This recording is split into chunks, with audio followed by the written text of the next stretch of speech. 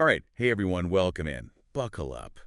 Because today we are diving deep, deep into the heart of spirituality. Hmm. We're talking about how the law of one philosophy intersects with the huge world of New Age spirituality. Sounds good. So get ready for some serious aha moments.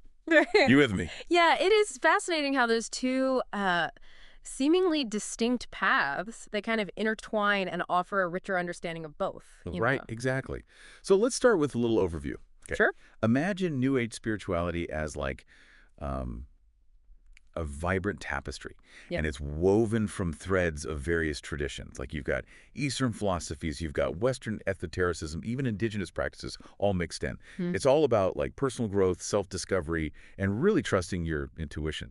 Yeah, and what's key here is that in New Age, you're not bound by rigid doctrines. You know what I mean? Right. It's more about, finding what resonates with you personally. It's almost like creating your own spiritual toolkit. Yeah.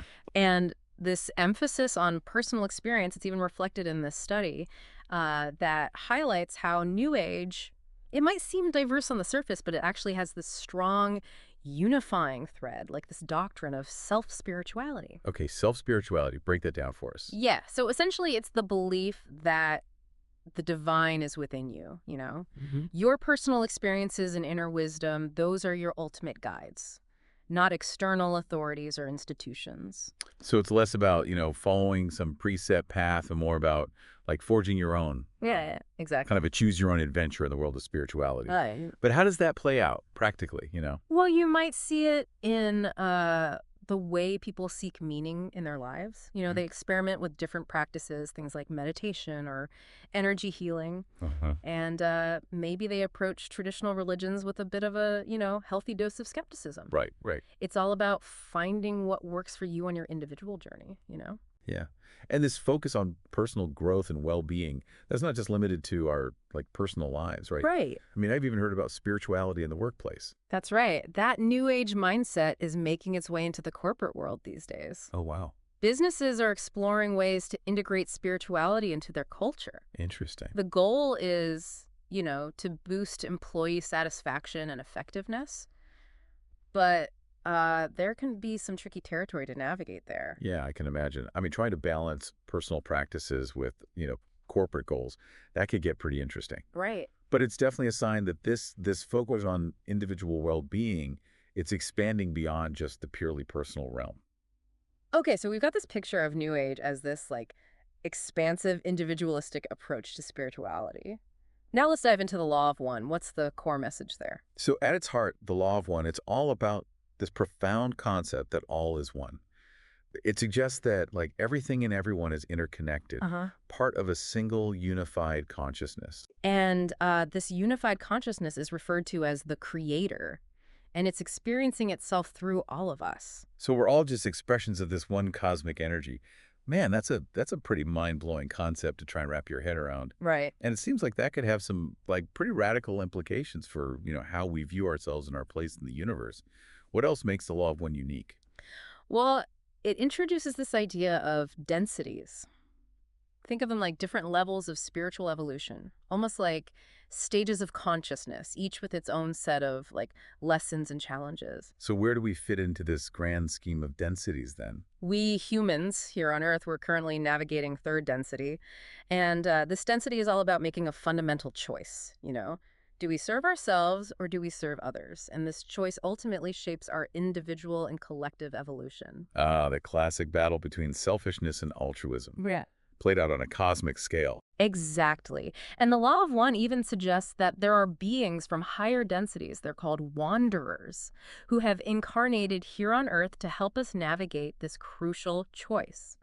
They often feel this like deep sense of purpose and a pull towards service to others. Wanderers. Yeah. That's like straight out of a science fiction novel. It can feel that way, but what's interesting is that wanderers, they often report feeling a bit, out of place here, like they don't quite belong.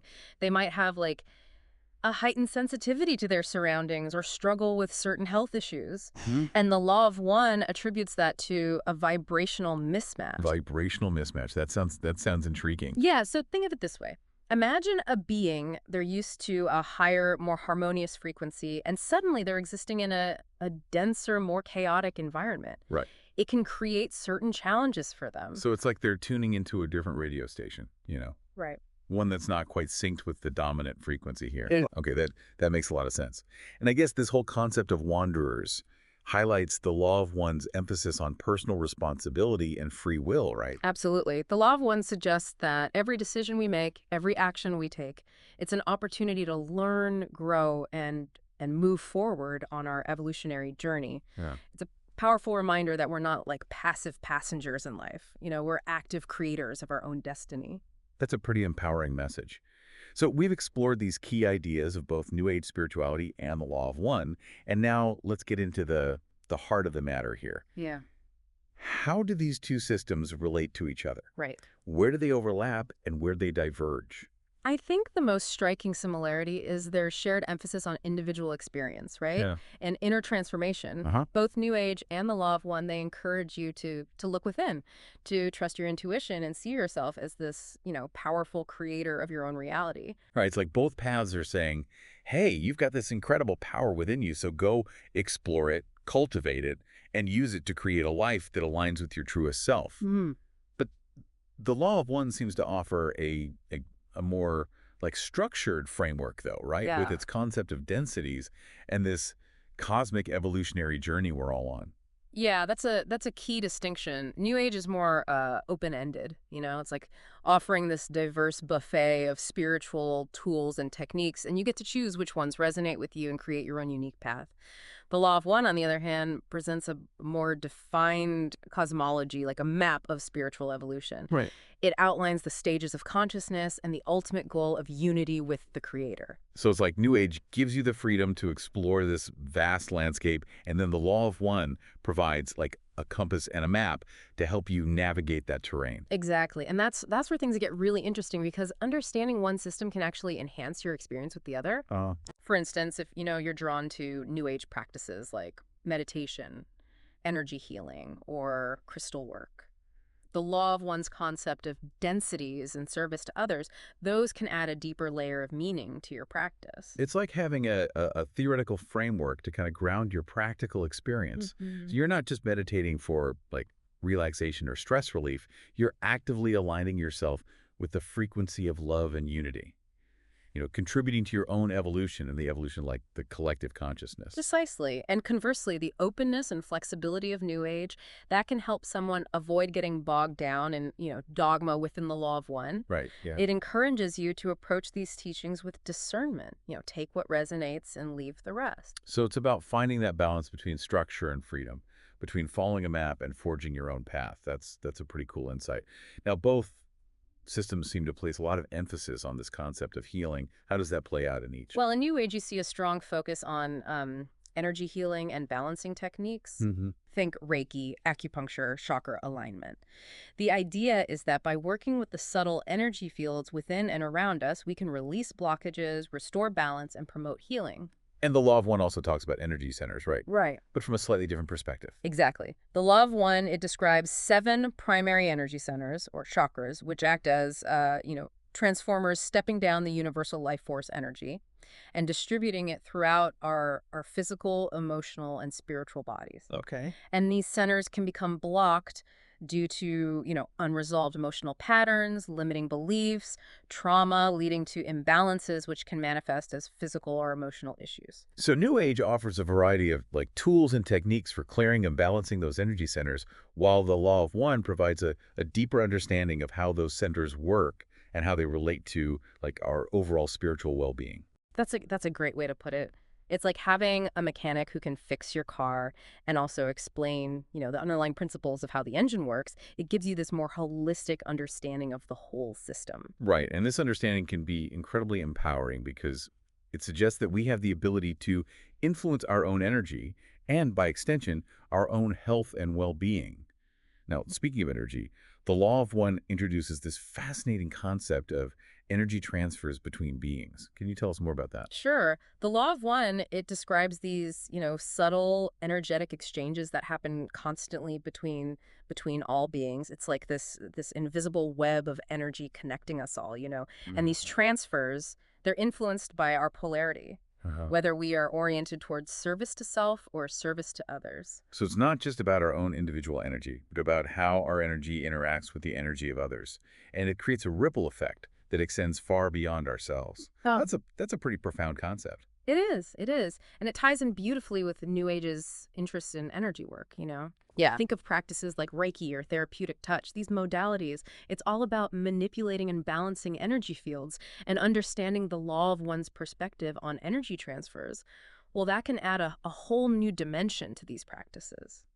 It's like having a deeper awareness of the energetic dynamics at play, which allows you to be more mindful of your own energy and intentions and how they are impacting others. And this awareness can be incredibly valuable, especially when it comes to like healing work. Absolutely. It helps you to approach these practices with greater sensitivity and understanding, recognizing that you're not just working with an isolated individual, but with a being who's part of a vast web of interconnected energy. So let's bring it back to the individual. How can this understanding of energy transfers and polarity help us in our own spiritual evolution? Well, the law of one, it really emphasizes this idea that we are conscious creators. Every choice we make, every thought we think, every action we take, it all has an impact on the energetic web. It's like we're constantly weaving the tapestry of reality with our thoughts, emotions, and intentions. And that connects with New Age's focus on manifestation, right? Yeah, The idea that we can create our own reality with our thoughts and beliefs. precisely. But the law of one, it adds this extra layer of understanding about the energetic dynamics involved. It reminds us that our choices have consequences, not just for ourselves, but for the collective as well. So it's not just about manifesting our own desires, but about aligning those desires with like, the highest good of all. It's about recognizing that we're part of something much larger than ourselves, and that our actions have ripple effects that extend far beyond our immediate, sphere of influence. That's a great way to put it, and that's where the concept of service to others becomes so crucial. When we choose to act from a place of love, compassion, and unity, we're naturally creating a more harmonious energetic flow, not just for ourselves, but for the entire web of life. So it's like we're all contributing to the collective evolution of consciousness, whether we're aware of it or not. Right. And the more we align ourselves with the principles of like service to others, the more we accelerate that evolution towards a state of like greater harmony and unity. Exactly. It's like a positive feedback loop. The more we focus on serving others, the more balanced and harmonious our energy centers become, and the easier it is to align with the frequency of love and light. Okay, this is starting to paint a pretty incredible picture here, but I'm still curious about some of the specifics. The Law of One mentions these entities from other densities, like the Orion Crusaders. Yeah.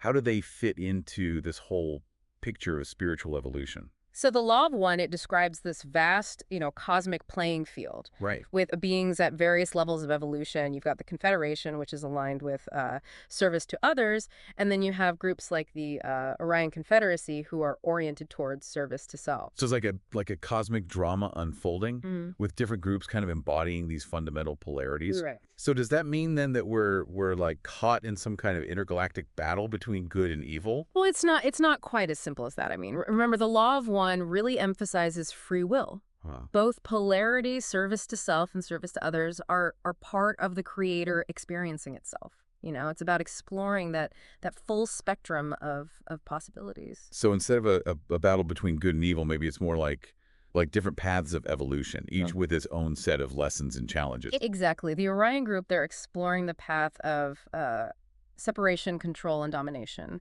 while the Confederation is focused on unity, love, and integration. So where do we humans fit into this grand cosmic play then? Right. I mean, Yeah. are we just pawns in this game of cosmic chess? Not at all. We each have the power to choose our own polarity to align with, either service to self or service to others. And our choices, both individually and collectively, they contribute to the overall energy and direction of our planet and our evolution. So it's like we're all casting votes with our thoughts, our emotions and actions, and determining the future of humanity. That's a powerful way to look at it. And that's why understanding the law of one's perspective on energy transfers, that becomes so crucial. When you choose to act from a place of love, compassion, and unity, you're strengthening the energetic pull towards those higher densities, not just for yourself, but for everyone. Man, that's a pretty empowering thought that we're not just, individual actors, but participants in this this grand cosmic evolution of consciousness. Precisely. And this is where the new age emphasis on personal growth and self-awareness, that becomes so important. Right. The more you work on yourself, heal your wounds, clear your blockages, the more you contribute to the collective healing and evolution of humanity. Right. It's like the saying goes, you can't pour from an empty cup. You got to take care of your own well-being before you can, effectively serve others. That's a perfect analogy. And this brings us back to the core message of both the law of one and New Age, the power of choice, you know. We have the freedom to choose our thoughts, our beliefs, and our actions. Yeah. And those choices, they have consequences, both for ourselves and for the world around us. So we're all like holding the steering wheel of our own destiny while simultaneously navigating this cosmic journey together. Mhm. It's this delicate balance of individual responsibility and collective interconnectedness. Exactly. And the destination. Well, that's up to us. Wow, what a journey this deep dive has been. Mm. We've explored densities, we've talked about energy transfers, we've even encountered like extraterrestrial beings. What stands out to you as the most important takeaway for our listener? I think the realization that we are not just, passive observers in this cosmic experiment. Right. We are active participants, co-creators of our reality and the reality of our planet. Every choice matters. And ultimately that choice comes down to love or fear, service to others or service to self. Precisely. And the more you cultivate love, compassion, and unity, the more you align yourself with the natural flow of evolution, guiding yourself and our planet towards a brighter future. Well, this deep dive has been incredibly insightful. Thank you so much for sharing your wisdom and helping to illuminate these fascinating concepts. Oh, it's been my pleasure. And remember, this is just the beginning of your exploration. Keep questioning, keep seeking, keep diving deep into the mysteries of the universe and the mysteries within yourself. And to you, dear listener, remember, the journey is never ending, and the discoveries are always waiting to be made. Keep exploring, keep growing, and keep shining your light.